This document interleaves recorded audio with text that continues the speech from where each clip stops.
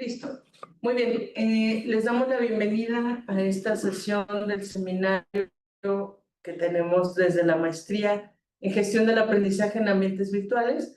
Hoy está con nosotros Adriana Yanet Tapia López, quien es licenciada en Pedagogía por la Universidad Veracruzana y maestra en gestión del aprendizaje en ambientes virtuales en la Universidad de Guadalajara.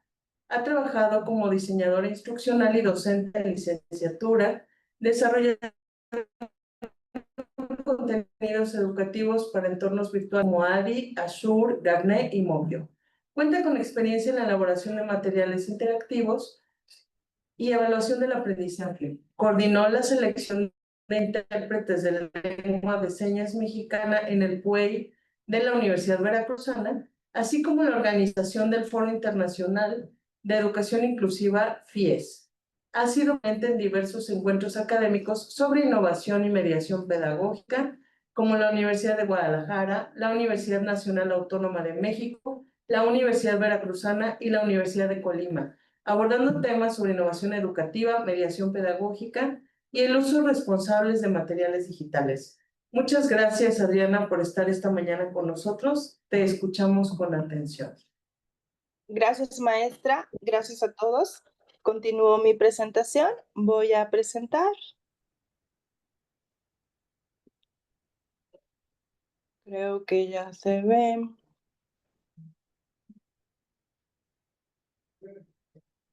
Ya lo ven, ¿verdad?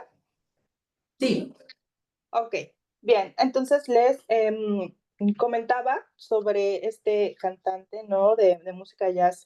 Esa frase me parece muy interesante, puesto que lo relaciono con la comunidad sorda, porque es una comunidad que a pesar de estar, tener esta barrera de comunicación, también está silenciada, porque hace falta mucha cuestión de sensibilizar, mucha cuestión de pues difundir, ¿no? Lo que se requiere para aprender, sobre todo en estudiantes.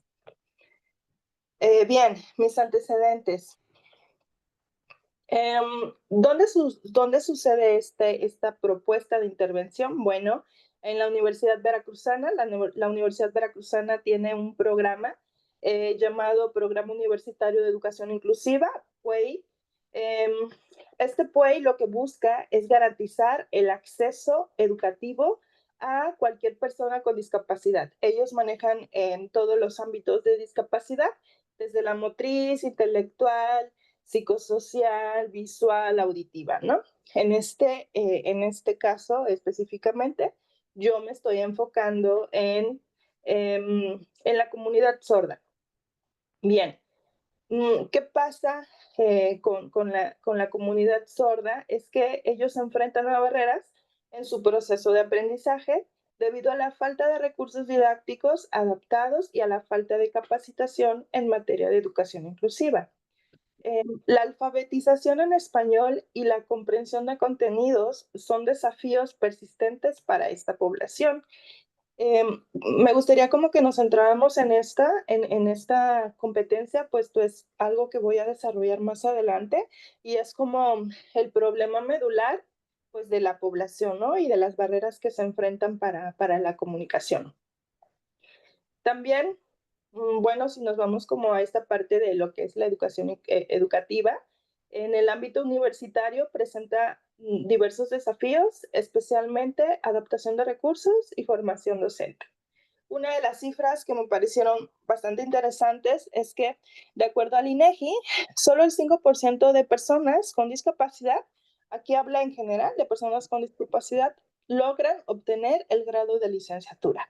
Esto se da, pues bueno, debido a las diversas barreras, ¿no? que se enfrentan las personas con discapacidad.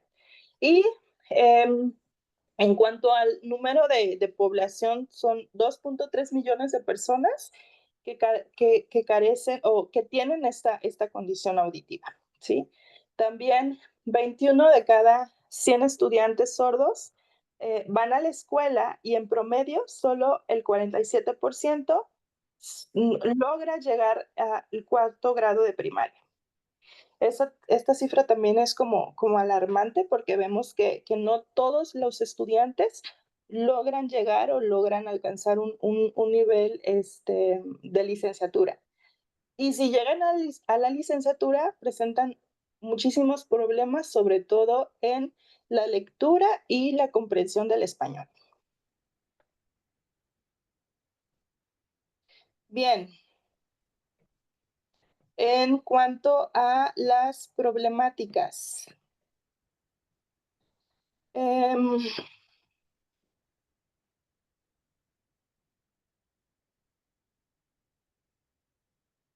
En cuanto a las problemáticas, esto, pues bueno, son las cuestiones que me encontré en cuanto a los desafíos de la educación inclusiva, ¿no? Es decir, todos esos obstáculos en la implementación de una educación inclusiva efectiva, ¿ok? Entonces, empezamos por, voy a hacerlo como más grandecito para que lo puedan observar, la formación integral y la no segregación. Aquí pasa, o específicamente en esto, es que los estudiantes sordos deben de tener, bueno, quiero ser como muy hincapié en esta parte, en que obviamente mi población es estudiantes sordos y por ende voy a ser como muy enfática siempre en decir eso, pero básicamente este modelo es para todos los estudiantes con todos los distintos y estilos de aprendizaje, ¿ok?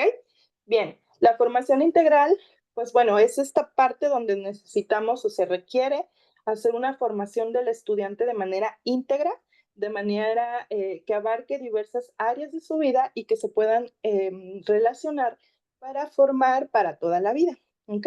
La no segregación, aquí pasa mucho que como no sé, uno, lengua de señas mexicanas, dos, nunca he tenido quizá a un compañero sordo o nunca he tenido quizá a un adulto sordo, no sé cómo hablarle, me da miedo, ¿no? Y es normal, ese tipo de sentimientos es muy normal, ¿ok? Y lo que se hace es como que esta segregación. Ah, bueno, tú estudiante sordo, te juntas con otro estudiante sordo porque te puedes comunicar con él, ¿no? Y apartamos como esta parte de los estudiantes oyentes y también de los maestros. Entonces, es como que esta parte muy, muy característica en la educación. ¿Ok? Y bueno, la falta de recursos didácticos accesibles también. Si bien estos recursos son parte primordial del docente en el momento del proceso de enseñanza, ¿ok? Entonces sí nos damos cuenta que recursos o material accesible para esta población no, pues no hay, ¿ok? O sea, así simple, no hay. Y no hay justamente por esa cuestión de no conocemos cómo podemos hacerlos. ¿Sí? El déficit de formación especializada, pues también entra aquí, parte muy importante sobre esta capacitación que debería tener el docente, pero que desafortunadamente no la tiene. ¿Sí?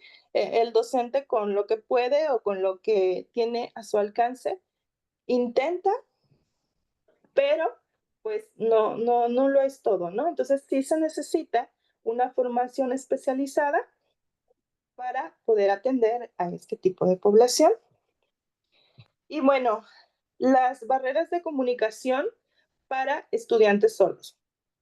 Aquí obviamente entran toda esta parte de si no conozco, ¿no? Es como un ejemplo, ¿no? Si no conozco la lengua de señas mexicanas, ¿cómo me comunico? Miedo a lo desconocido, miedo quizás a ofenderlo, miedo quizás a no entenderle, miedo quizás a desarrollar como esta parte de la frustración en él.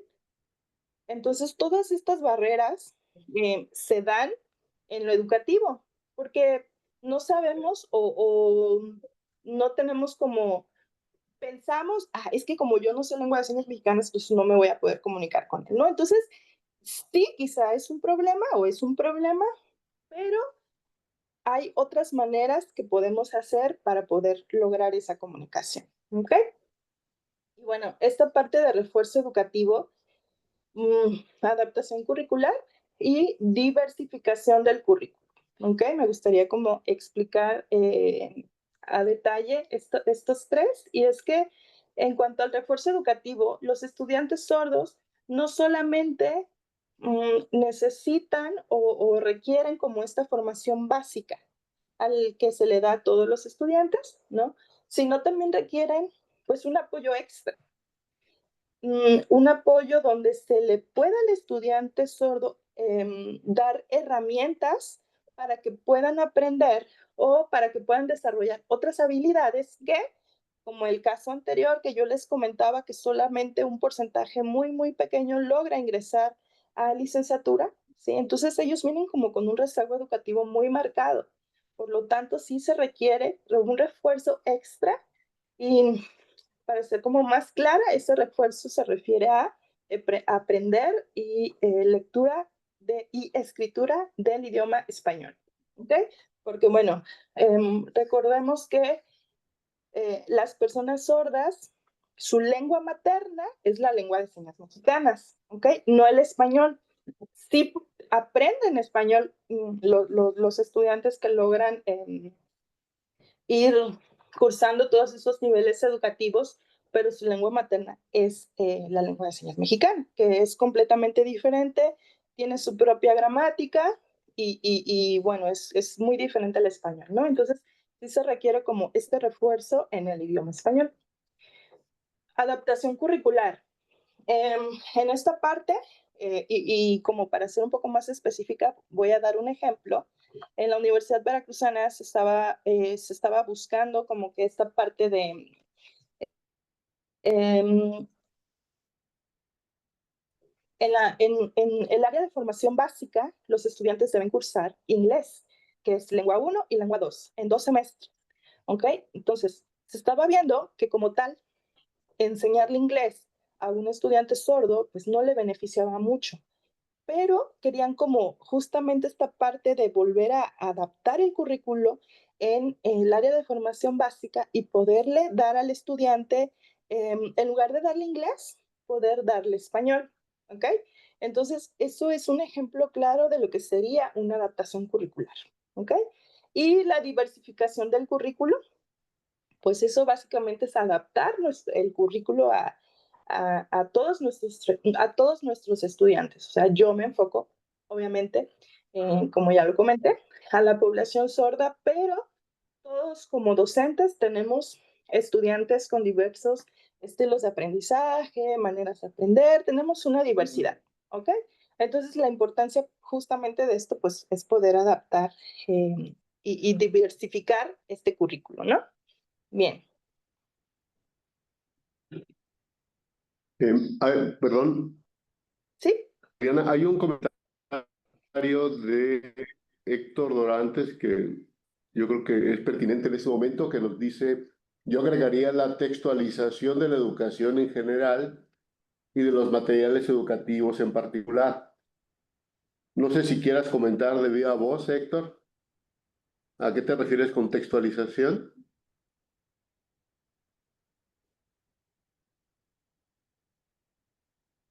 ¿No?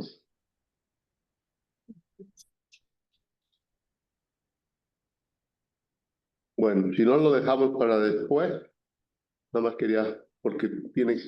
Ah, no se puede abrir el micro. Como que está bloqueado. ¿Ya? Ya, perdón, ¿Entendés? ya lo pude abrir, gracias. Sí, bueno, buenos días. Yo soy Héctor Dorantes, estoy en Querétaro, soy profesor de estudiantes con discapacidad en bachillerato. Actualmente tengo 80 estudiantes con discapacidad, 30 de ellos son sordos. Y bueno, justamente el asunto de, como comenta la maestra, eh, la falta de materiales educativos es un problema. Sin embargo, si nos vamos a cómo aprenden los estudiantes en general, pues es a través de libros de texto. Y dado que los estudiantes sordos, su lengua materna, como comentaba la maestra, es la lengua de señas, pues es un problema porque justamente aprenden tarde la lengua de señas en primer lugar y en segundo lugar son muy deficientes en el manejo del español. Entonces, pues es un problema que viene desde la educación básica y que va avanzando conforme los estudiantes van caminando en el transcurso de la educación. Eh, eh, por eso es que yo a este diagnóstico que hizo la maestra agregaría el asunto de la textualización de la educación. Los libros de texto son escritos, los libros de apoyo para que los estudiantes aprendan son escritos y es muy difícil encontrar materiales en lengua de señas mexicana específicamente para estudiantes sordos en los 3 niveles educativos, ¿no? Entonces, bueno, ese es como mi comentario. Gracias. Gracias, maestro. Muchas gracias. Continuamos. Ok, muchísimas gracias por la aportación, lo tomaré en cuenta. Bueno, parte también de mi fundamentación teórica, me parece importante tocar el tema del marco legal, ¿ok? Entonces, yo tomé en esta cuestión la Ley General de Educación, que obviamente es una legislación que garantiza el derecho a la educación. Toma parte de esta Convención de los Derechos de las Personas con Discapacidad, se alinea con ello y también con parte de lo que es la Agenda 2030, ¿no? Es básicamente nuestra máxima ley, por decirlo de alguna manera, ¿no? En la que va a guiar o va a, básicamente a lo que tenemos derecho como estudiantes, ¿ok? Entonces, sí me pareció pertinente usar este marco legal donde no solamente es lo que yo creo que el estudiante sordo debe aprender, no, es lo que la ley me dice, ¿ok? Bien, también la Convención sobre los Derechos de las Personas con Discapacidad. Este es un tratado internacional que promueve los derechos de las personas con discapacidad y el Objetivo de Desarrollo Sostenible, específicamente el Objetivo 4. Este es de la Agenda 2030. Si bien este objetivo específicamente no se refiere como tal o no tiene esa palabra textual de estudiantes con discapacidad, pero sí se refiere como a población vulnerable. Y la población vulnerable entra dentro de esta cuestión de los estudiantes con discapacidad. ¿Ok? Entonces, habla sobre garantizar una educación equitativa, inclusiva y de calidad. 3 aspectos que los que estamos inmersos en la docencia es lo que buscamos día a día, ¿no? ¿Ok? Y bueno, también hablar sobre mi fundamentación teórica, que es parte también de esta cuestión del marco legal, solo que lo quise separar, ¿sí? Para ser como muy clara que es lo legal y que es ya parte de mi teoría y parte también pues viene teoría y vienen conceptos importantes, ¿ok? Voy a darle un poquito de zoom, les voy a ir explicando. Mi modelo de capacitación o este modelo de intervención se basa en el diseño universal para el aprendizaje, ¿ok? Este diseño universal me dice o me especifica que cómo puedo yo asegurar los materiales educativos que sean accesibles para todos los estudiantes. Por eso me parece pertinente utilizar este diseño. O sea, no solamente se enfoca en una problemática de estudiantes con discapacidad. No, se enfoca a todos los estudiantes. O sea, a través de este diseño, el docente va a poder adaptar estrategias y poder tener como que esta parte pues sí, de capacitación o de instrucción en la que me muestra cómo a través de mis materiales, a través de mis recursos, debo favorecer esta parte de la inclusión, de la motivación del estudiante, que también es una parte medular dentro del proceso de enseñanza-aprendizaje, y cómo yo le entrego, como yo docente, le entrego esa información a mi estudiante para que aprenda. ¿Ok? Bueno, dentro de mi teoría tengo el constructivismo. Pues, me va a ayudar a mí para fomentar el aprendizaje a través de la construcción activa, ¿no? Y toma parte también de las metodologías activas que ya hay para poder emplear y para poder hacer, pues, un proceso de enseñanza-aprendizaje donde el estudiante, pues, realmente adquiere un aprendizaje significativo. ¿Ok? la educación bilingüe bicultural. Esta, como bien mencionaba el maestro, pues los estudiantes sordos aprenden a través de su primer lengua materna, que es la lengua de señas mexicanas. ¿Ok? Entonces, esta comunidad sorda o estos estudiantes sordos, y me parece importante mencionar esto, ellos tienen su propia cultura, ¿ok? Y tienen su propio idioma, como yo ya lo mencioné, la lengua de señas mexicanas. Y también a mí me gusta abordar estas cuestiones interesantes de la comunidad sorda, no desde la discapacidad o no desde un marco de salud médico, sino algo más antropológico, donde no verlo como esa parte de discapacidad así como marcada, sino más bien verlo desde un aspecto humano, desde un aspecto de ellos se comunican, se pueden comunicar sin ningún problema en su propia lengua, o sea, en su propio idioma. No sé, yo me imagino, voy a otro país y no conozco el idioma, me vuelvo una persona con discapacidad solo por no saber su idioma, o me vuelvo una persona con una barrera de no conocer el idioma y no poder comunicarme, ¿no? Entonces es como que esa parte, cómo me gusta a mí abordar. Bien.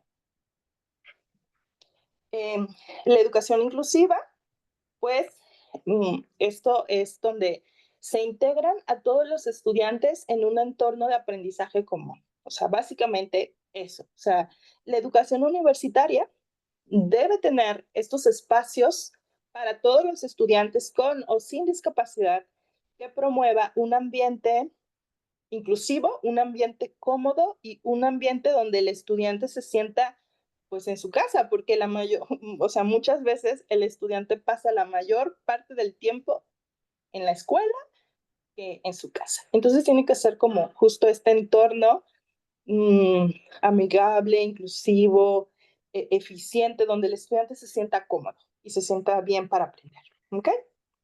Bien. Ahí déjenme muevo esto. Aquí. Alfabetización visual. Aquí, esto es muy, muy, muy importante porque, y aquí me gustaría como detenerme un poquito y hacer como un poquito de contexto, ¿ok? Cuando nosotros hicimos en la Universidad Veracruzana, bueno, específicamente en el PUEY, la selección para intérpretes de lengua de señas mexicanas, nos enfrentamos a diversos retos. Uno, que obviamente se requerían a intérpretes certificados, ¿ok? Pero nos enfrentamos al problema de que no habían, como tal, muchos intérpretes certificados. Sí habían personas que sabían lengua de señas mexicanas, pero no estaban certificados. Entonces, uno es saber lengua de señas mexicana y otra cosa es muy diferente, interpretar, ¿ok? Entonces, hicimos la selección y todo, y entonces ese fue como que el primer problema, ¿ok? Después que se logró poder seleccionar a estos intérpretes, que bueno, ya tenemos tantos estudiantes, tantos intérpretes se van para esta área, y se hizo como toda la gestión administrativa, ¿no? Que fue un poco, pues sí complejo, ¿no? Bien, entonces, bueno, ya tenemos a los intérpretes en cada uno de las licenciaturas con los estudiantes, ya todo organizadito en esquemas, organigramas, calendarios, Y estamos cumpliendo con esta normativa de una educación bicultural, o sea, porque les estamos garantizando esta parte de la comunicación, el poder aprender o el poder escuchar sus clases en lengua de señas mexicana. Bravo, bien, ¿no? Pero, ¿qué fue lo interesante de esto? Y yo lo llamo justamente como esta parte interesante, como que estos problemas educativos es como esta parte, como que el sabor de la educación, ¿no?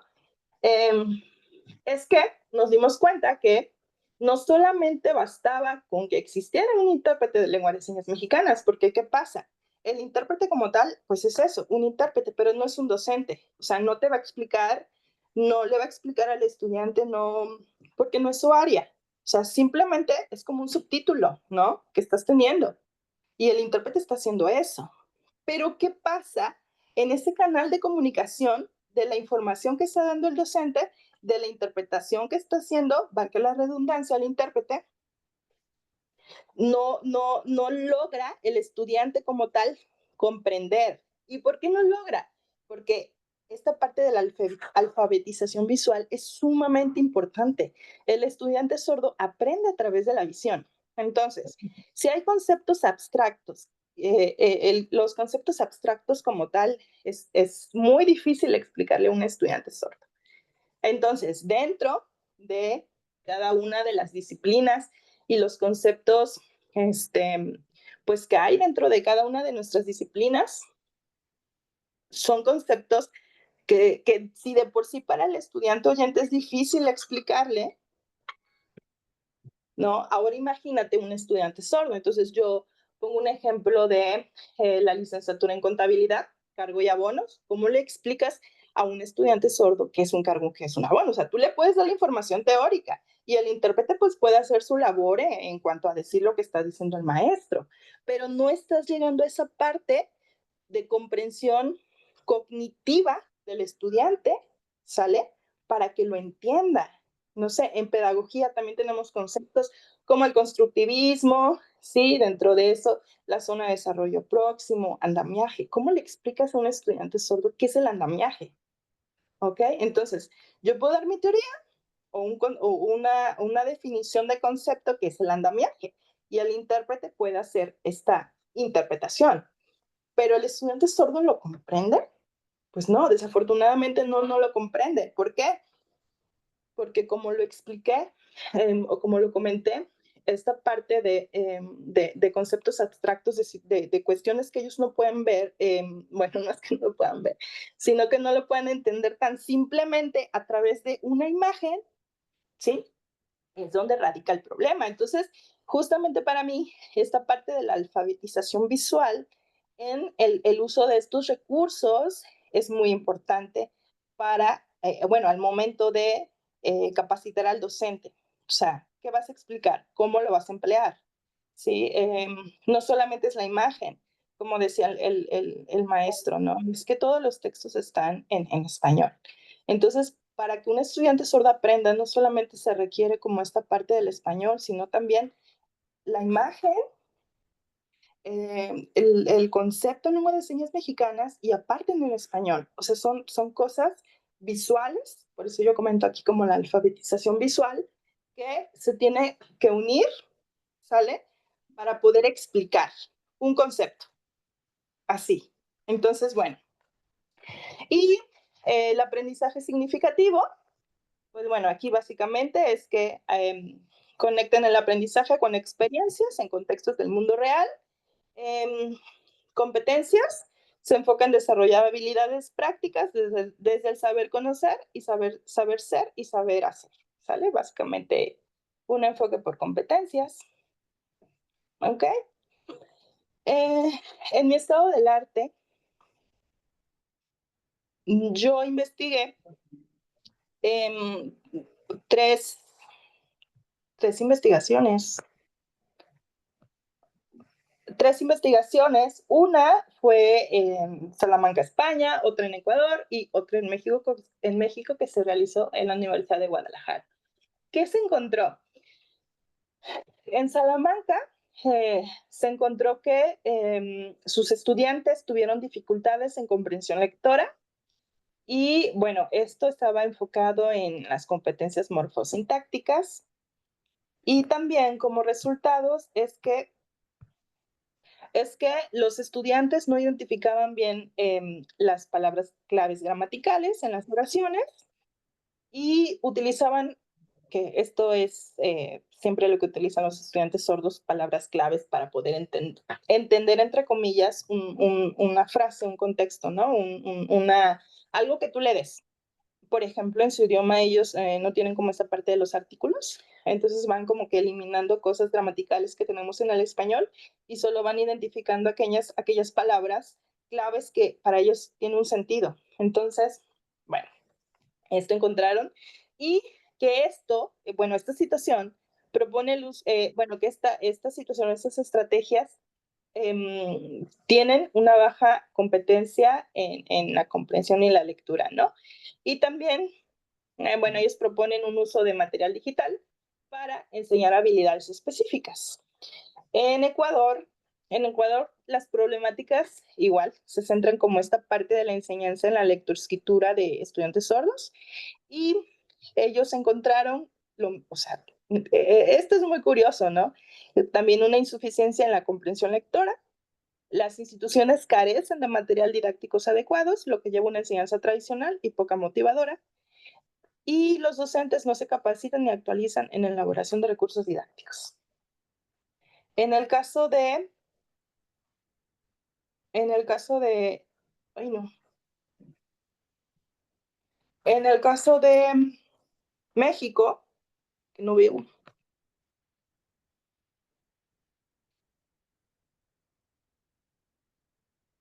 ahí está. En el caso de México, lo que se encontró fue que para un nivel educativo, el acceso de personas sordas a la educación formal y sus implicaciones en la misma era muy poco. O sea, el nivel de personas que logran ingresar a un nivel de licenciatura, pues básicamente es nada. Y esto lo que origina es un bajo acceso a la educación y solo un pequeño porcentaje logra ingresar a la educación básica y aún menor a la educación superior.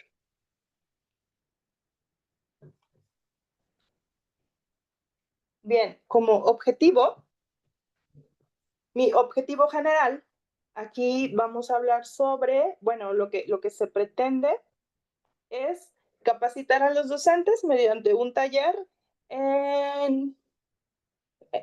con el propósito de fortalecer sus competencias en el diseño de recursos didácticos accesibles para atender las necesidades de enseñanza de aprendizaje de estudiantes sordos. ¿Okay? Mis objetivos específicos, 1, es realizar el diseño instruccional del curso de capacitación para docentes. 2, implementar el diseño instruccional en un ambiente virtual de aprendizaje. Y 3, evaluar resultados de ejecución del taller. Sí, eso es básicamente lo que se pretende con mis objetivos específicos. La metodología, yo utilizo un enfoque cualitativo porque, bueno, a través de esta recolección de datos, ¿no? A través de cuestionarios escritos, pues bueno, se tiene como una mayor riqueza, ¿no? De lo que los docentes puedan abordar. Y en los cuestionarios se realizaron, en esa época teníamos 8 docentes que estaban en 3 licenciaturas diferentes y ellos daban clases a estudiantes sordos. Entonces, el cuestionario que se les aplicó fueron a través de estas dimensiones, que fue 1, la formación docente, toda esta cuestión de si tienen cursos, capacitaciones, todo lo relacionado a ello, los desafíos y barreras, cuáles son aquellos principales barreras que se enfrentan al momento de dar clases a estudiantes sordos, ¿no? La accesibilidad de recursos, qué tanto son accesibles, si cuentan con materiales, ¿no? Entonces, todo esto se utilizó en el diagnóstico. El uso de tecnología, o sea, si tenían como algunas herramientas tecnológicas que les ayudaban como a esta parte del proceso de enseñanza, competencias pedagógicas, es decir, habilidades necesarias para diseñar recursos adaptados. Los resultados, aquí solo estoy mostrando solamente un poco de los resultados que se encontró. El 75% de los docentes considera deben implementarse talleres y capacitaciones en este tema, mientras que el otro 62.5% sugiere la colaboración con expertos en la enseñanza de estudiantes sordos. Aquí sí es importante mencionar que este taller se pretende, o esta propuesta de intervención se busca no solamente desde la parte pedagógica, sino también y del aspecto instruccional, sino también de la parte de los intérpretes. ¿Okay? No podemos llegar a la comunidad sorda sin un intérprete en lengua de señas mexicana, definitivamente no. El 62.5% de los docentes comenta que la retroalimentación la da de forma escrita porque se les preguntó sobre cómo dan su retroalimentación. Entonces, básicamente es igual que todos los estudiantes, de forma escrita. El 75% de los docentes no conoce las características que deben tener los recursos que deben implementar para el proceso de enseñanza de estos estudiantes, ¿sí? Cuando se les preguntó qué recursos o materiales utilizaban, ellos comentan que son recursos tradicionales como lecturas, ensayos y textos académicos. Se observa también que los docentes no tienen estrategias claramente establecidas, ya que cuando se les preguntó que mencionaran aquellas estrategias de inclusión, pues fueron sus respuestas variadas y diversas. Y también tenemos aquí un dato interesante. El 100% de los estudiantes comentó o expresa la necesidad de recibir capacitación continua. Esa parte a mí se me hace muy bonita porque nos damos cuenta como ese interés, ¿no?, que tiene el docente en decir, yo desconozco esto, pero sí estoy interesado en aprender, ¿no? Y mis aportes al conocimiento. Aquí hablamos de una sistematización de necesidades específicas de estudiantes sordos en educación superior. O sea, sí necesitamos ver de qué manera la educación tiene que sistematizar y abordar estas problemáticas y la forma en cómo tenemos que hacer la atención de estos estudiantes, ¿ok? Desde capacitación, diseño curricular, bueno, en fin, todo lo que se requiera para poder garantizar una educación equitativa, ¿no? Necesidad de ambientes de aprendizaje inclusivos y accesibles. Esto, pues básicamente, como lo explicaba, ¿no?, parte de la educación inclusiva, poder garantizar al estudiante un espacio donde se sienta cómodo, a gusto y pues en su lugar seguro, ¿no? El modelo de formación docente replicable basado en DUA, el diseño universal de aprendizaje y un diseño instruccional también. Esto es importante en esta propuesta de intervención, estos dos factores para poder elaborar el taller. Visibilizar las barreras comunicativas y pedagógicas en contextos universitarios. Entonces, ahorita estamos dando como esta parte, ¿no?, de mostrarle al docente cuáles son esas barreras que los estudiantes se enfrentan y también que el docente nos muestre cuáles son esas barreras pedagógicas, ¿no?, que ellos tienen. Entonces, aquí es muy interesante aprender de todos y visibilizar este problema de proceso de enseñanza-aprendizaje, que más que buscar un culpable es trabajar en conjunto para que a través de una formación integral entre autoridades, docentes, estudiantes, podamos garantizar una educación pues para todos, ¿no? Y una contribución a la consolidación de una cultura de inclusión educativa en la universidad. A través de estas cuestiones de visibilizar, de empatía, podemos ayudar pues a que la cultura de inclusión no solamente sea, ¿cómo decirlo?, o sea, una obligación o algo, sino que sea algo natural, ¿no? Que las universidades, que las instituciones de educación superior vean la educación inclusiva como algo natural y algo normal y es como básico, ¿no? Que no sea como una exigencia o algo, sino más bien parte natural del proceso de enseñanza-aprendizaje. Y bueno, urgencia de fortalecer recursos educativos visuales, eso sí, estos recursos que utilizan los docentes, ¿no?, a través de videos con lengua de señas mexicanas, esquemas, imágenes. Si es complejo, sí, pero justamente por esto en este taller se busca esta parte, ¿no?, que con apoyo el docente pueda diseñar estos recursos y que en un periodo se pueda contar con un repositorio donde a través de las diferentes licenciaturas se cuenten con esos recursos ya establecidos y después el docente pueda utilizarlos y pueda replicar. Entonces, esto es lo que se pretende. No solamente que el docente haga su recurso, bueno, ya me voy con mi recurso, no, sino que exista un repositorio de recursos de acuerdo a los niveles, ¿no?, y a las áreas que el docente pueda tener ahí como un material, ¿ok? Y bueno, como conclusión, la inclusión educativa requiere transformación institucional, no solo normativa. Sí, muchas veces nos quedamos como en esa parte solo reglamentaria, pero necesitamos hacer una transformación desde adentro, desde ser conscientes de la importancia de la educación para todos los estudiantes. Es indispensable capacitar a los docentes en diseño de recursos accesibles, la formación en lengua de señas mexicanas y el uso de tecnologías inclusivas. Fortalece la equidad.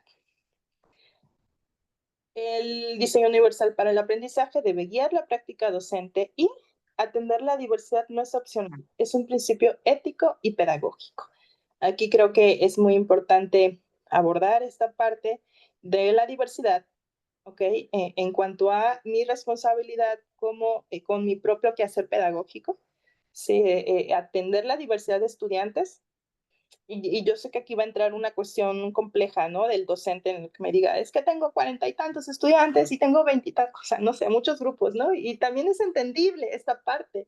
O sea, yo no digo que toda la responsabilidad sea del docente, sino lo que digo es que el docente, estudiantes y todos en conjunto, pues tenemos que aprender y tenemos que resolver, ¿no? Y bueno, muchísimas gracias. Esto ha sido todo.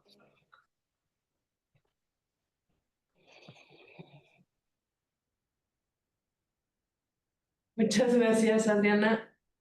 Sí nos escuchan bien, ¿verdad? Sí. Súper. Muy bien, pues daríamos inicio a la parte de la retroalimentación. Quisiera ver si alguno de nuestros participantes que están conectados, todos reconocidos ya, ningún extraño, si tienen algún comentario que hacer o alguna pregunta, pueden levantar la mano. Ya les habilité que puedan abrir su cámara también y les estaría habilitando el audio en la medida que levanten la manita. Mientras se animan, yo quisiera preguntarte, Adriana, si me lo permiten, ¿qué estrategias de sensibilización consideras que podríamos implementar independientemente de la población estudiantil a la que atendemos? Es decir, tú hablas de un contexto muy específico en donde tienes esta población diversa y creo que si bien no todos tenemos esta oportunidad de tener estudiantes con discapacidad o con estas características, sí nos tocaría desde este último punto que hablabas de la responsabilidad pedagógica que tenemos hacia la diversidad, tendríamos que estar preparados para ello, ¿no? No esperar a que llegue alguien con estas características para entonces echar manos a la obra y ver cómo lo vamos a atender. ¿Qué sugerencias tendrías, Adriana? Eso es muy cierto, maestra, y eso es algo que se me pasó decir. O sea, el estudiante con discapacidad no tiene que adaptarse a la institución, sino la institución tiene que ser ese ambiente, ¿no? De inclusión para el estudiante. Uno, yo creo que, y partiendo desde una cuestión en la que no conozco, tal vez lo que es discapacidad, no sé lo que es no sé, y es que pasa algo muy curioso. Muchas veces preguntan, es que ¿cómo le digo persona con discapacidad, persona discapacitado, persona con necesidad especial? O sea, partimos de ahí, ¿no? Desde cómo me comunico. Entonces muchas veces le digo, pues nada más dile por su nombre, o sea, pregúntale su nombre y ya, ¿no? Entonces, esta parte de perder el miedo, ¿sí? ¿Y qué estrategias se utilizarían? Pues básicamente es eso, o sea, uno, poder estar en un taller, porque más allá de cuestiones teóricas, es simplemente como aplicar, ¿no? Y ver, no sé, por ejemplo, accesibilidad. Tenemos rampas, no tenemos rampas, las personas ciegas, ¿no? Entonces, es diseñar como esas estrategias donde el docente se pueda sentar tal vez en una silla de ruedas, ¿sí? Porque luego hay rampas que, pues ahí está la rampa, que suba la persona en silla de ruedas. Bueno, a ver, tu persona que estás parado, siéntate en una silla e intenta subir en esa rampa. Tú te das cuenta que la rampa no tiene las dimensiones para que pueda subir una persona en silla de ruedas, ¿no? Entonces, no, pues no puedo, ¿no? Pues es que no solamente es tener una rampa. Entonces, como que esas cuestiones como de talleres, ¿sí? Donde las personas se puedan poner en el lugar de otros y de esta manera decir, no, pues es que sí, sí es cierto, sí es difícil, o, no, sí, o sea, como que se quede con esta parte, ¿no? Del sentir que es un poquito estar como que en los zapatos de otros, ¿no? Gracias. Héctor, te escuchamos.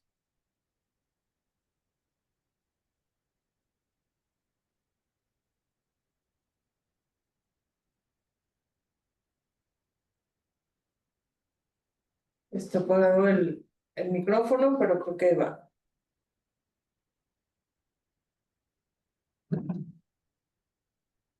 ¿No? Espera, te voy a habilitar. Perdón. Ya, gracias. Buenos días. Bueno, primero, felicidades, maestra Adriana. Está muy interesante su proyecto. También la felicito por mantener la calma ante ese desafortunado incidente del principio de la sesión. Son cosas que pasan. Yo le preguntaría, bueno, más bien tengo como dos comentarios generales. El primero es que sería conveniente agregar a la fundamentación teórica que es la lengua de señas mexicana, porque si bien es cierto, está como muy difundido en redes sociales, creo que falta desde la parte científica definir qué es la lengua de señas mexicana. Creo que falta esa parte en la fundamentación. Y la otra, y creo que es muy importante, como parte del proyecto, a lo mejor añadir la postura de las personas sordas, porque si bien es cierto, es difícil encontrar un docente especializado, un docente sordo especializado en diseños didácticos, sí es conveniente a lo mejor desde la perspectiva de los estudiantes, al menos que revisen los materiales que vamos a presentarle a los maestros para capacitarlos, porque esa postura desde la cual estamos tratando de disminuir el audismo, este dominio que tenemos nosotros los oyentes sobre los sordos, pues está implícita en el asunto de que los consideremos cuando estamos diseñando algo que les puede ayudar a ellos. Y finalmente, pues el asunto del DUA, que me causa un poco de escozor, se aleja cuando estamos haciendo materiales específicos para una discapacidad. En este momento el DUA está como muy de moda, sin embargo, cuando nos enfocamos en una sola discapacidad ya nos estamos alejando del DUA porque no podemos diseñar para todos. Entonces, bueno, esto que específicamente se refiere a sordos, creo que ya sale un poco del asunto del DUA. Gracias. Gracias, maestro. Sí, sí, eso es importante. Bueno, no lo comenté en la exposición, pero lo que se busca es justamente que a través del taller, como, bueno, lo comenté un poquito en el decir, no solamente es el aspecto pedagógico, sino hacer esta formación integral con estudiantes sordos y intérpretes en lengua de señas mexicanas, ¿no? Porque al final quien va a dar el visto bueno es la comunidad sorda. O sea, sí funciona, no funciona, y esta parte lo tengo porque lo viví cuando estuve haciendo estos recursos. Teníamos como esta parte de consenso con estudiantes sordos, porque tal vez para nosotros era muy fácil mostrarle, enseñarle lo que era, voy a poner un ejemplo burdo, ¿no? Un hot dog, ¿sí? Entonces, el intérprete en lengua de señas mexicanas le preguntaba al estudiante sordo cómo mostrar lo que era un hot dog, ¿no? A través de la seña. Entonces le hacía como así, le empezaba a hacer la seña, ¿no? Y le mostraba la imagen y el estudiante, la persona sorda decía, pero eso es salchicha, pero es que eso es pan. Entonces como que esas partes interesantes e importantes te lo da la comunidad sorda. Entonces, sí, totalmente, maestro. Cuente con ello, que esa parte va a estar muy presente la cultura sorda en este taller.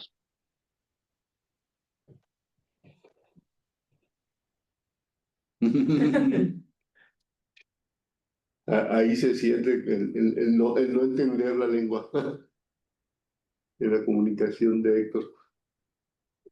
¿Alguien más que quiera comentar algo, hacer alguna pregunta? Sí, Elena. Puede, Voy a abrir, sí. Listo, ya te di la opción de abrir el micrófono. Listo. ¿Aquí me escuchan? Sí, Sí, Sí. Ok. Pues primero que nada, felicitarte. Es un proyecto súper mega complejo.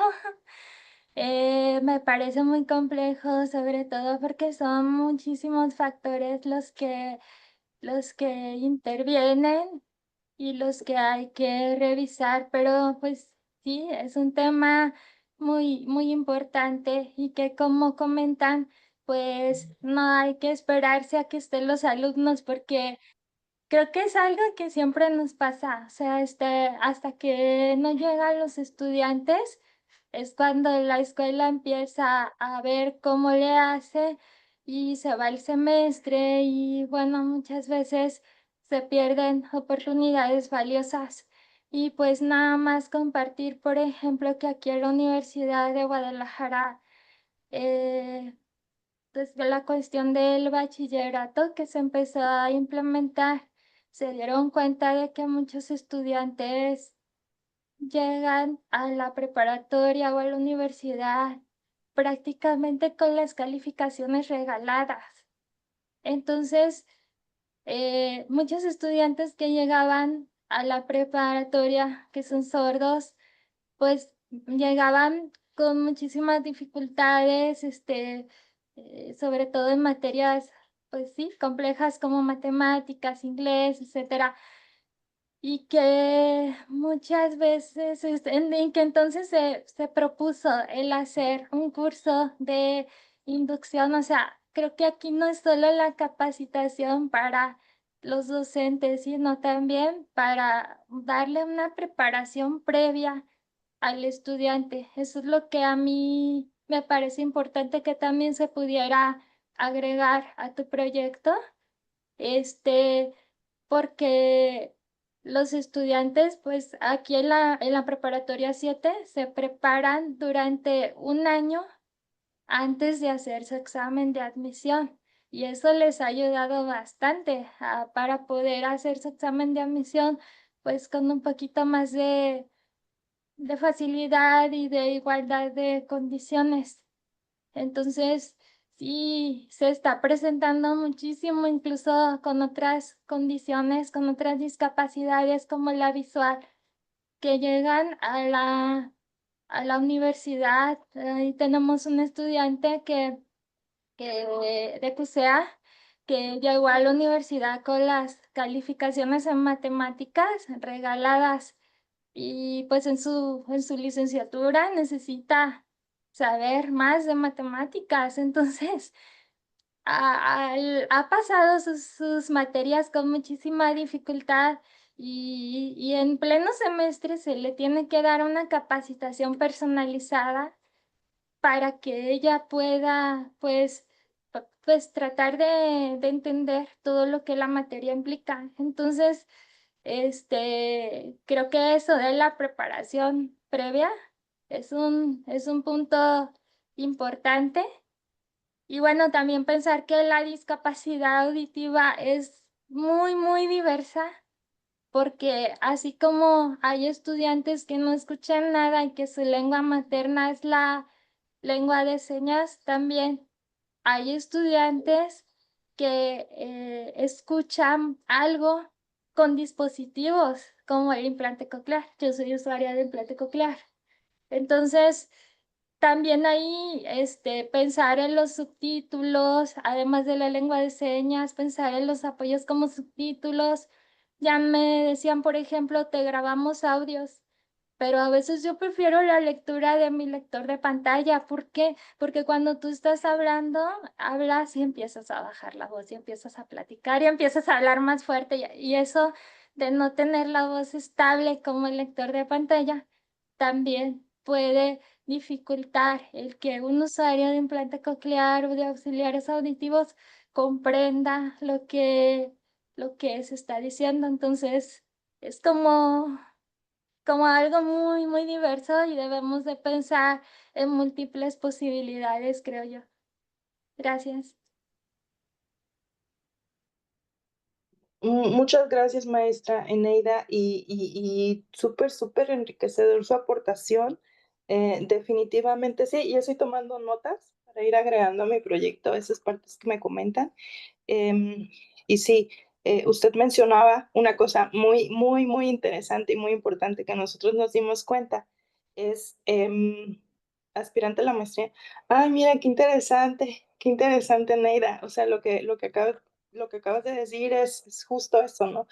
Nosotros nos dimos cuenta eso, que em, es importante también al estudiante sordo poder pensar en un propedéutico, como lo mencionaba mi compañera Eneida, sobre el idioma español, ¿sí? Para que cuando llegaran, porque nosotros nos presenta, bueno, se nos presentó ese problema, o sea, que de repente estábamos tal vez como confiados porque teníamos poquitos estudiantes sordos.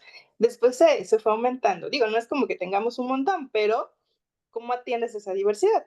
Entonces, ya tenerlos ahí era, ¿y ahora qué hacemos? No estamos preparados, ¿no? Yo creo que en sí no se está preparado.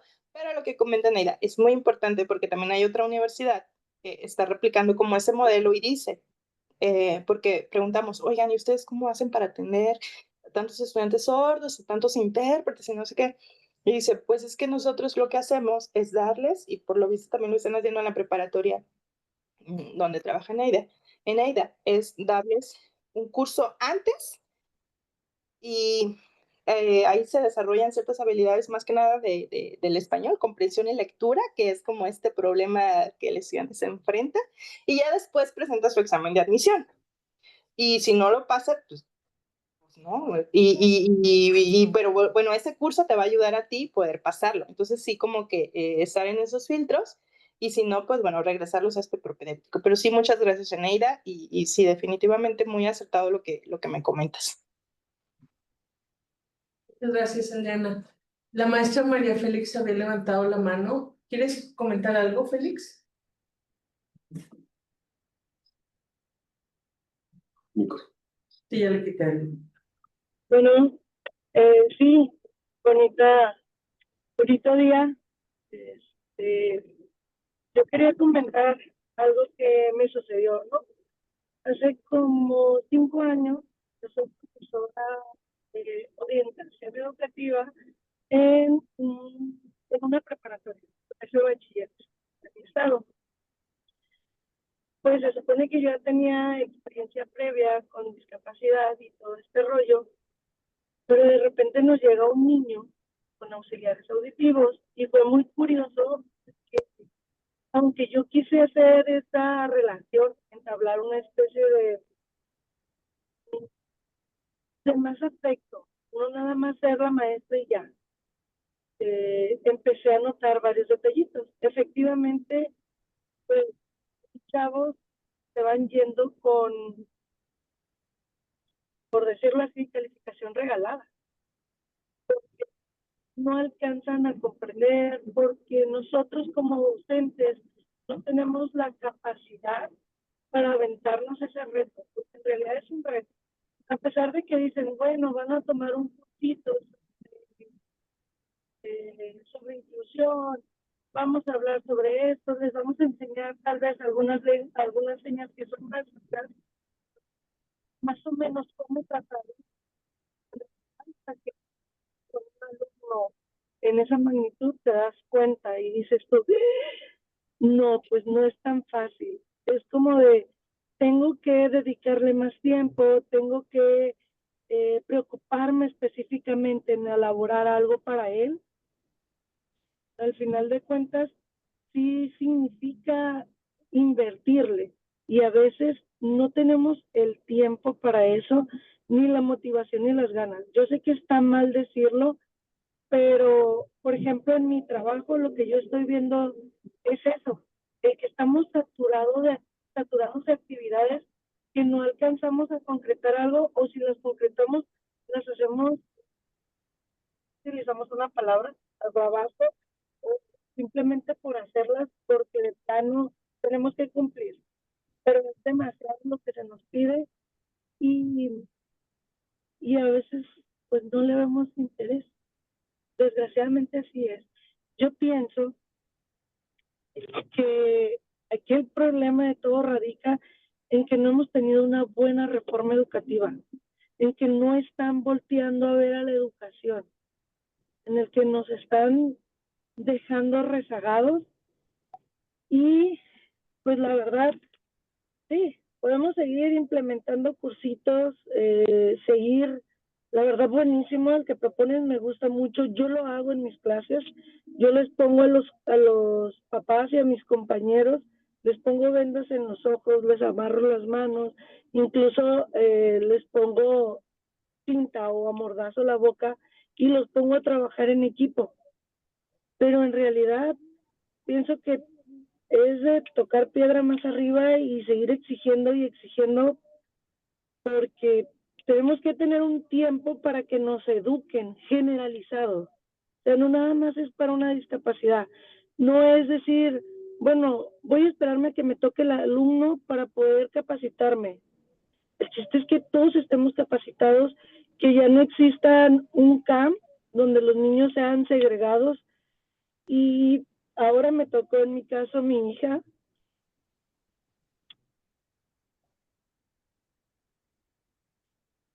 La corrieron del kinder.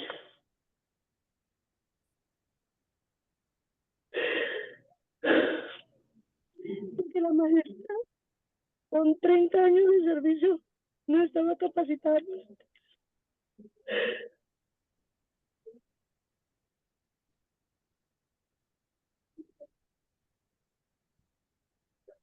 Y es bien curioso porque son muy diferentes y nunca saben.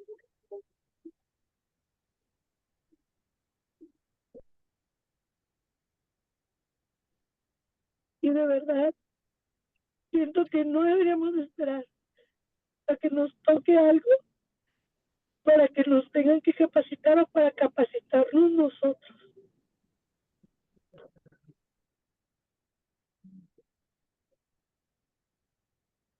Muchas gracias. Gracias, Cecilia. Y sentimos mucho esto que nos estás compartiendo. Es un botón de muestra de la realidad que vivimos en nuestro país. Y bueno, yo creo que iniciativas como el proyecto de Adriana y el tuyo mismo, Cecilia, puede sumar a modificar esta condición, empezando por lo que tenemos más cerca, ¿no? Igual que el trabajo que hace Matías y el que seguramente estará presentando Eneida ahora que ingrese a la maestría. Muy bien. ¿Alguien más que quiera comentar? Eneida, adelante. Creo que Matías también quiere comentar. Sí, Eneida levantó la mano, nada más que tienes apagado el micro y si lo tienes habilitado, ahora va. Listo, Ahora sí, gracias. sí. Ah, perdón, se me fue. Lo que iba a decir es que sí, a veces sentimos que vamos muy despacio, pero creo que si vamos avanzando y que proyectos pequeños y es desesperante, como les decía, a mí me ha tocado vivirlo, llego y hasta que ya vamos terminando el semestre vamos agarrando el ritmo y es muy complejo, pero yo siento que pues vamos avanzando y que proyectos como el de Adriana, algo que también me dio muchísimo gusto. El viernes pasado estuve en la normal, en la Benemérita Normal de Jalisco, que es la normal básica. Y pues a mí me emociona mucho que les tocó en la materia de interculturalidad, creo se llama. Les tocó una maestra que sabe lengua de señas y que tiene acercamiento con la comunidad con discapacidad. Entonces, a mí me emocionó mucho que una chica, luego entendió cómo era la comunicación táctil en los dedos. Entonces, me dijo algo, su nombre que no lo comprendí bien y me emocionó cómo me tomó la mano y me empieza a escribir.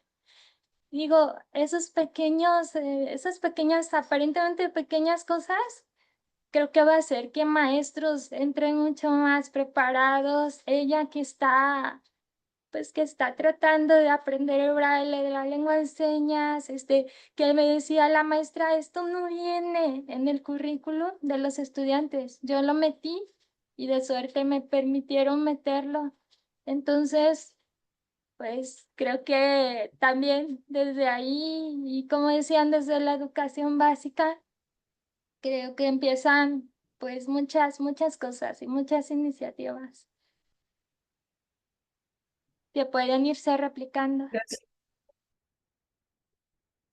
Muchas gracias, Neidy. Matías. Matías había abierto su cámara, creo que quiere hablar. Matías, te voy a habilitar el micrófono. ¿Estás listo? Si estás listo, aquí te escuchamos.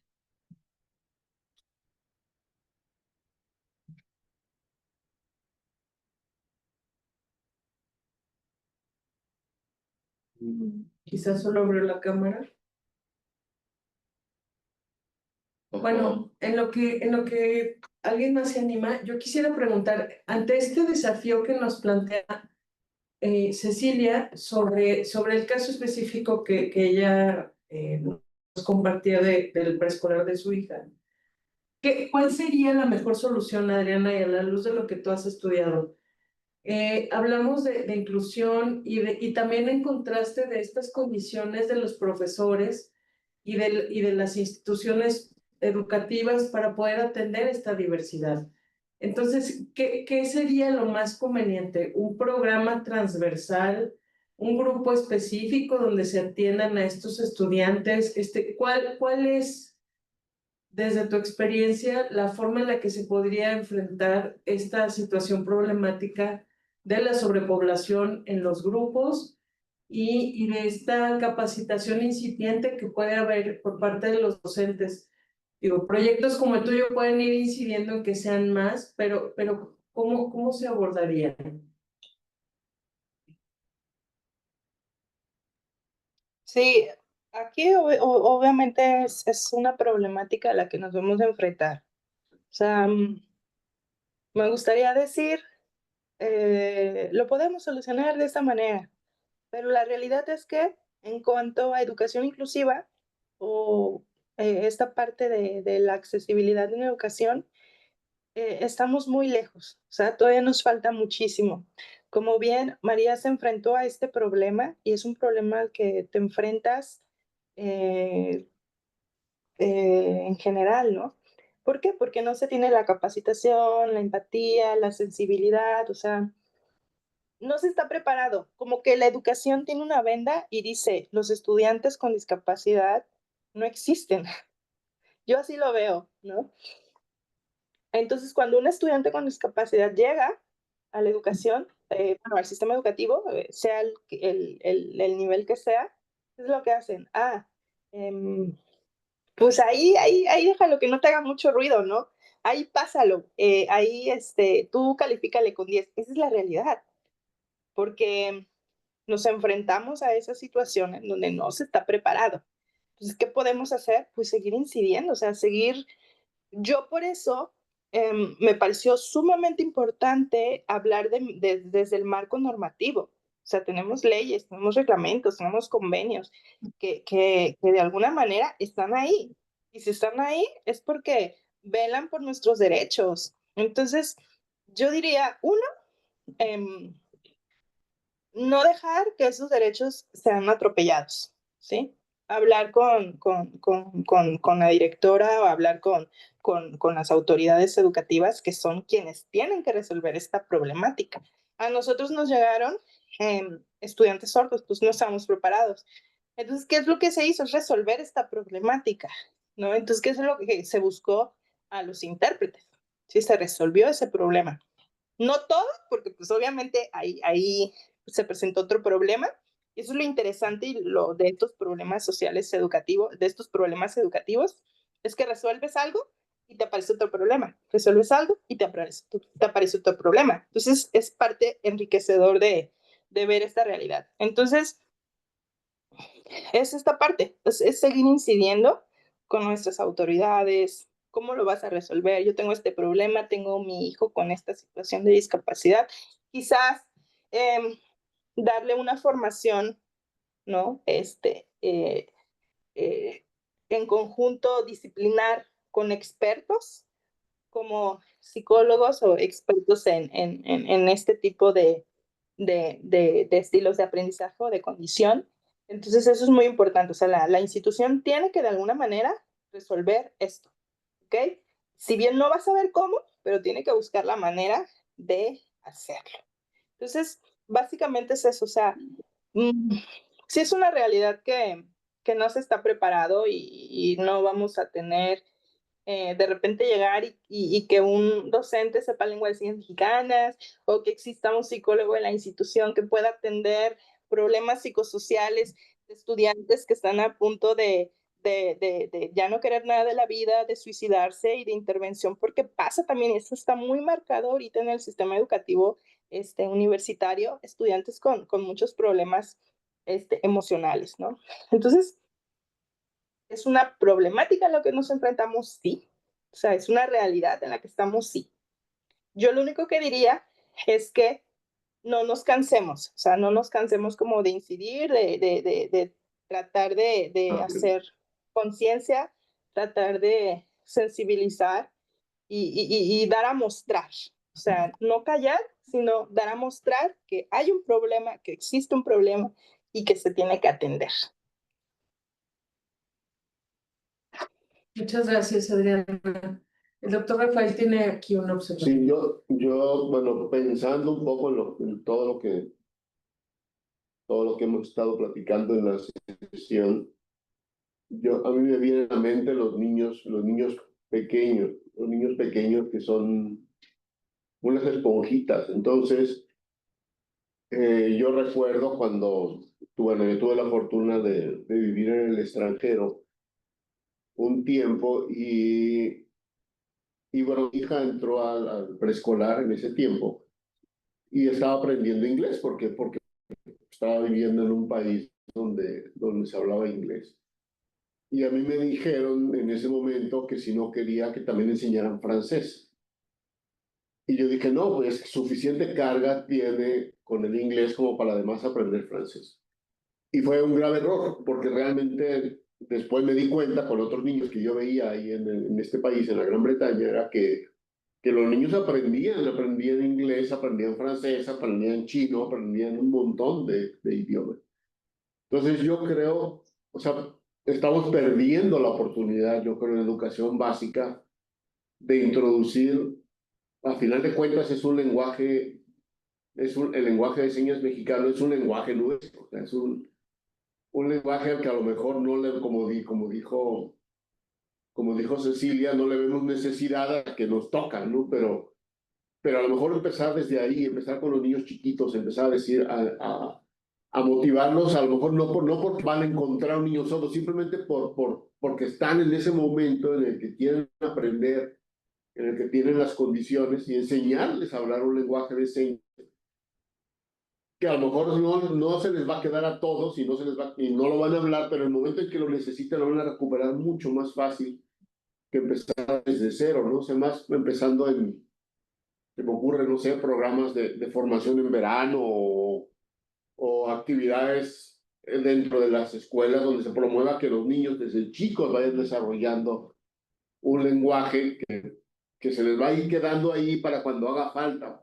No necesariamente todos los van a practicar todos los días, ni lo van a desarrollar mucho, pero va a estar ahí la semillita de algo que cuando surjan las acciones ofrezcan mejores posibilidades de que se recupere y de que apoyen y de que sientan más empatía por los niños o por los compañeros y más adelante por sus alumnos que tienen problemas de audición.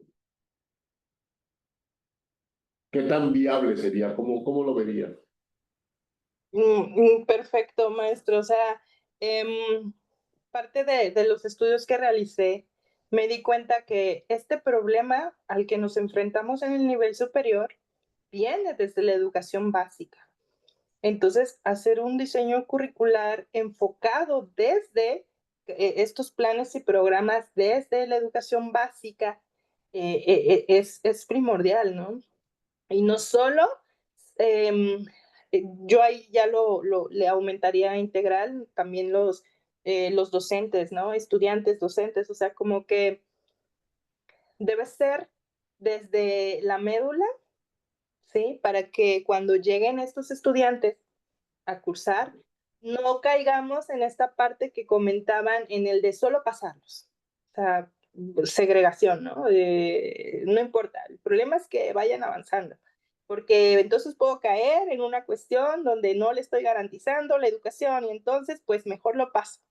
Entonces eso es lo que comentó el maestro, creo que es muy importante modificar nuestros planes desde nivel básico, ¿no? Desde donde viene todo este problema, porque si en el nivel básico esos estudiantes tuvieran una buena atención, no se enfrentarían a estos obstáculos que tienen ahorita en el nivel superior.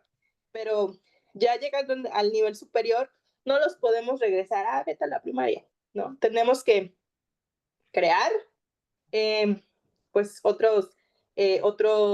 cuestión de poder reafirmar ciertas cosas, ¿no? Apoyarles en este sentido, pero sí, definitivamente creo que sería una buena idea, y es que sobre todo esta parte del currículo que desafortunadamente no se centra en, bueno, eso lo vemos, ¿no? Muchos los docentes cuando nos enfrentamos a esto, el currículo me habla de algo que parece que estuviera en el país de las fantasías, pero cuando tú ya como docente te enfrentas a un grupo, pues te das cuenta que nomás, no. Entonces, eso es lo que comenta el maestro, pues sí, creo que sí es viable. O sea, debería ser, pues, de esta manera.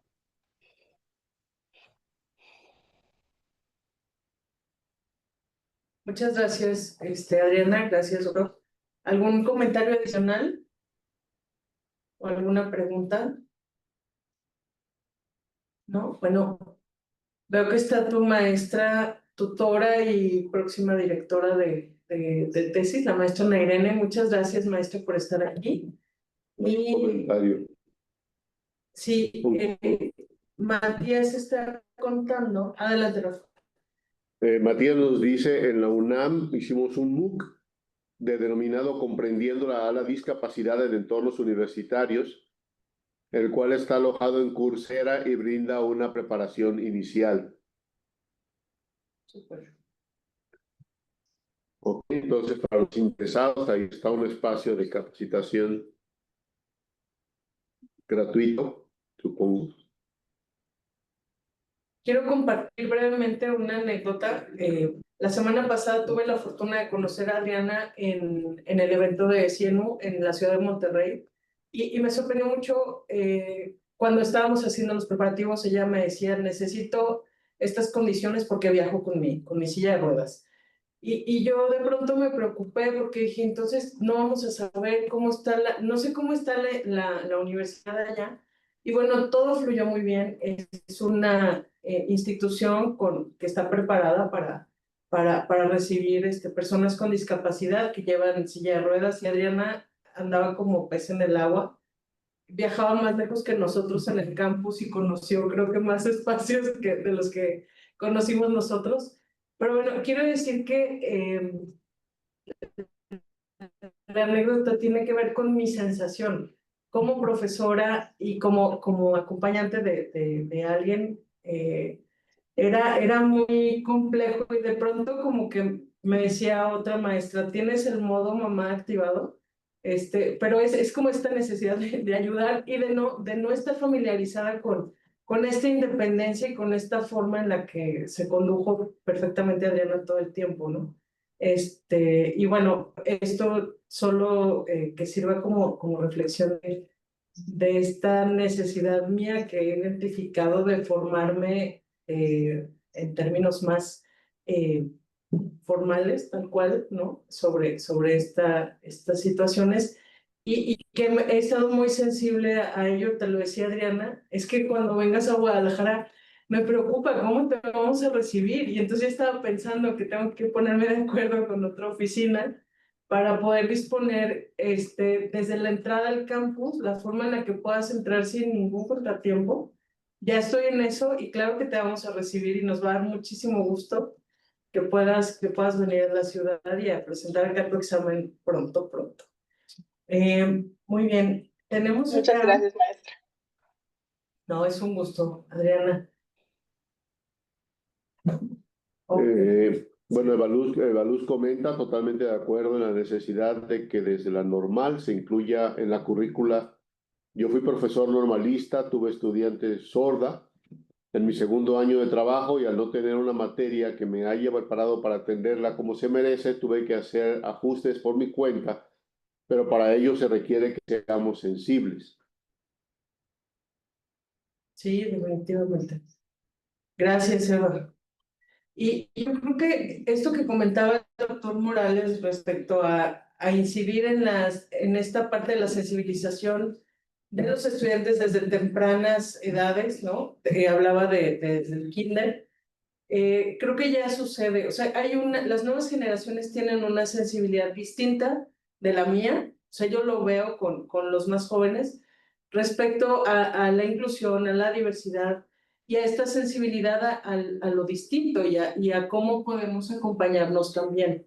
En la escuela donde coincidimos los hijos de Evaluz y los míos un tiempo, veíamos como una estudiante que Eva conoce muy bien, llegaba y los chicos se acercaban a ayudarle con sus cosas y a la salida igual se hicieron ajustes en la escuela para poderla recibir. Y creo que es eso, o sea, tener estos casos presentes y estar todos atentos también es otra forma de incidir en la forma en la que ellos pueden habitar estos espacios. ¿Quieres comentar algo, Eva? Dijo que no. Muy bien. Pues bueno. Les compartí el enlace ahí en el chat, el enlace al curso que comentó Matías, al MOOC,